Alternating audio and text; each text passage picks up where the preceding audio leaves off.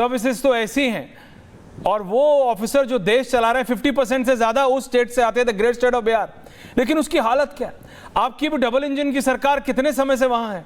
नौकरियां, development, IT sector, कुछ तो गया नहीं।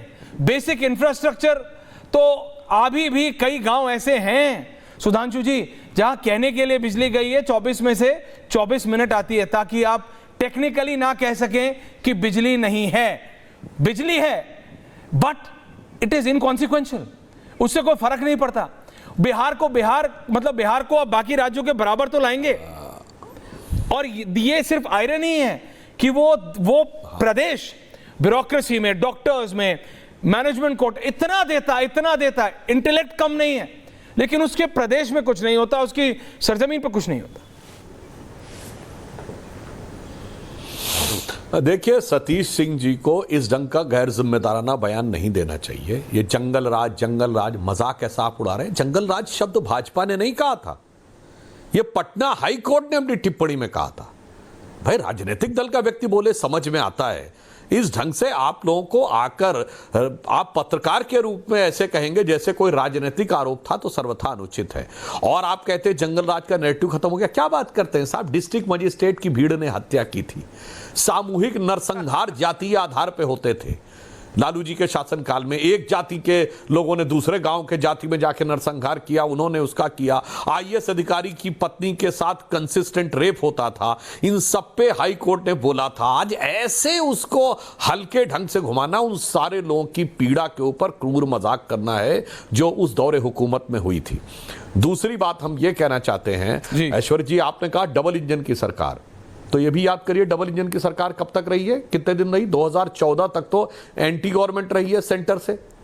उसके बाद 2017 के शुरू में हम लोग साथ में आए तो करीब 2.5 साल उधर रही, और उसके बाद इधर 3 साल रही। तो इस 20 साल में 5 साल ऐसा रहा है जब बिहार को वास्तविकता में डबल इंजन की सरकार की बात मिली है। याद करिए साहब, आप लोग पत्रकार होकर या हमारे जो विरोधी हैं, लालू प्रसाद यादव जी का भारत की संसद में दिया गया बयान है कि जब उनके पार्टी के कार्यकर्ता बम बनाते हुए पकड़े गए, याद करिए उस समय बिहार में कितनी भीषण चुनावी हिंसा हुआ करती थी, कट्टों की फैक्ट्रियां बना करती थी। तो वो भारत के पार्लियामेंट में बोलते, मजाक उड़ाते समय भारत ने परमाणु विस्फोट किया था, उसके शायद कुछ महीने बाद की बात है। अरे जब भारत का प्रधानमंत्री बम फोड़ रहा है और पुलिस उसको गिरफ्तार नहीं कर रही, तो हमारे कार्यकर्ता काय कर रही है, मत करिए। इस ढंग का गैर जिम्मेदाराना और मजाक बनाना अपराध को जिस दौर में हुआ हो और इस समय योजनाबद्ध ढंग से किए गए अपराधों के साथ, और 20 साल की आप तुलना करें तो ये 4 महीने या 6 महीने वर्सेस 20 साल में आप देखें तो भारी अंतर है। हां, यह बात मैं जरूर कहता हूं कि बिहार के लोगों की क्षमता के साथ जिस प्रकार का न्याय होना चाहिए था और जो परिस्थितियां हैं वह उस हिसाब से न्याय होने में हम लोगों ने प्रयास पूरा किया। जैसे कृषि विकास दर में बिहार ने सबसे आगे के दौर का काम किया। आज मैं आपसे पूछना चाहता हूं, डबल डिजिट में ग्रोथ रेट है बिहार की, और लालू यादव जी के शासनकाल में निगेटिव ग्रोथ रेट थी। निगेटिव ग्रोथ रेट यानी बढ़ नहीं रहा था, चीज नीचे जा रही थी। इसीलिए मैं कहना चाहता हूं कि बिहार की जनता भली भांति समझती है कि नीतीश कुमार जी के नेतृत्व में जो सरकार चली और केंद्र में मोदी जी के नेतृत्व में जो सरकार चल रही है वो विकास की नई इबारत लिख रही है। और ये इंडी गठबंधन वाले इमारतें शरिया के साथ खड़े हैं। हम विकास की नई इमारत बनाना चाहते हैं, ये शरिया की नई इमारत बनाना चाहते हैं। याद है पटना के मैदान में इमारतें शरिया के कार्यक्रम में सब लोग गए थे, और क्या बोला गया था उसमें कि भारत का संविधान हमारे लिए पीछे, पहले शरिया है, बोलिए हां या ना।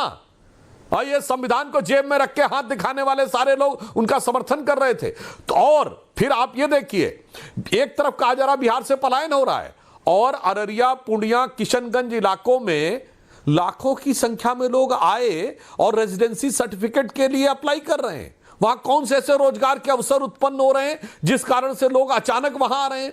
एक तरफ कहेंगे बिहार से पलायन हो रहा है और सीमांचल के जिलों में रिवर्स पलायन हो रहा है। इसलिए ये चीजें विकास के साथ साथ, कानून व्यवस्था के साथ साथ राष्ट्रीय सुरक्षा की के भी एक गंभीर विषय है जिसे बिहार की जनता नहीं। सुधांशु, संजीव झा जी आ रहा हूं, रत्नाकर, पप्पू जी और महुआ जी को मैं देख पा रहा हूं, लेकिन उनका ऑडियो ठीक करिए, कुछ टेक्निकल प्रॉब्लम। इसलिए जो सीमांचल के जिलों की बात की, चाहे वो किशनगंज हो, अररिया हो, कटिहार हो, पूर्णिया हो, प्रधानमंत्री ने भी स्वतंत्रता दिवस वाले दिन डेमोग्राफी की बात की सुधांशु जी।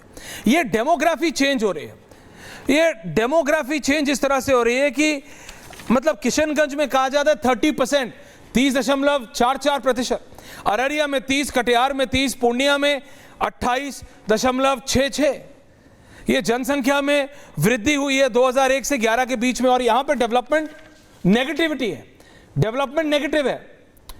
नहीं सतीश जी, ये डेटा है, मैं नहीं कह रहा हूं डेवलपमेंट नेगेटिव है।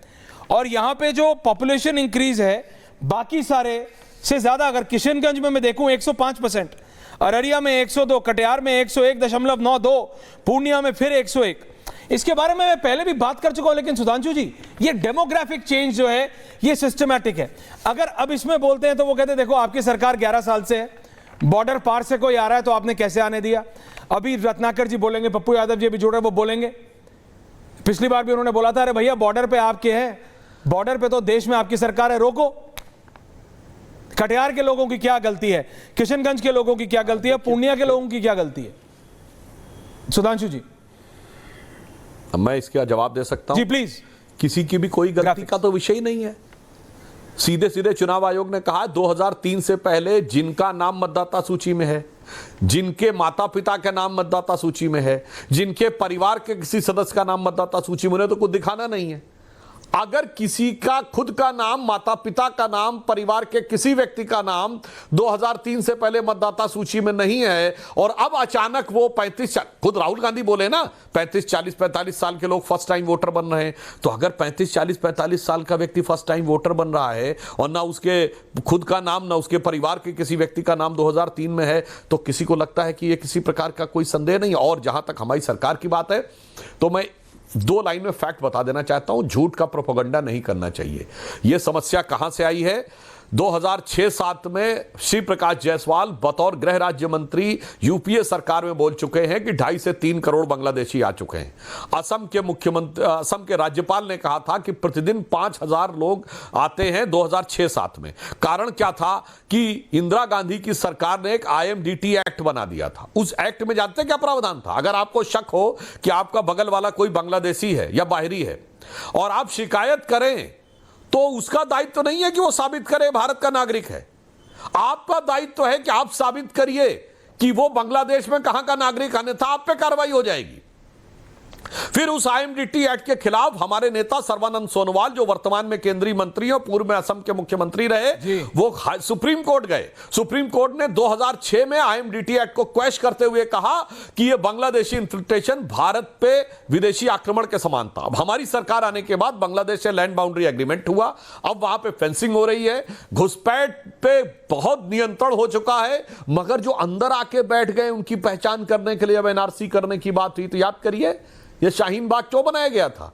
उसका तो कोई लेना देना नहीं था। हम तो केवल वहां से आए दुखियारे लोगों को जब देना चाह रहे थे सदस्यता, तो इन्होंने कहा नहीं नहीं नहीं, NRC तो होने ही नहीं देंगे, यानी किसी की जांच नहीं होने देंगे, ना हम नागरिकता की जांच होने देंगे, ना हम अपनी पहचान की जांच होने देंगे, ना अपने एड्रेस की जांच होने देंगे, ना वक्फ बोर्ड में अपने संपत्ति की जांच होने देंगे, किसी चीज का कागज नहीं दिखाएंगे। उसलिए समस्या हुई। और जो कारण यह है, एक लाइन में कह दूं तो लोगों को बुरा लग सकता है, पर यथार्थ यह है कि भारत के इतिहास में अनेक बार लोगों को यह मुगालता रहा कि बाहर से आने वाली विदेशी शक्तियों की घुसपैठ के दम पर मुझे सत्ता मिलेगी। मीर जाफर यही सोच के बैठा रहा, आखिर में उसका क्या हश्र हुआ। जयचंद यही सोच के बैठा रहा, उसका क्या हश्र हुआ। तो आज भी मीर जाफरी और जयचंदी सोच के लोग भारत में हैं, जो सिर्फ अपनी वर्तमान सत्ता का सुख देखना चाहते हैं। 1 या 2 चुनाव में 20 साल बाद क्या बर्बादी का मंजर होगा, इससे उनको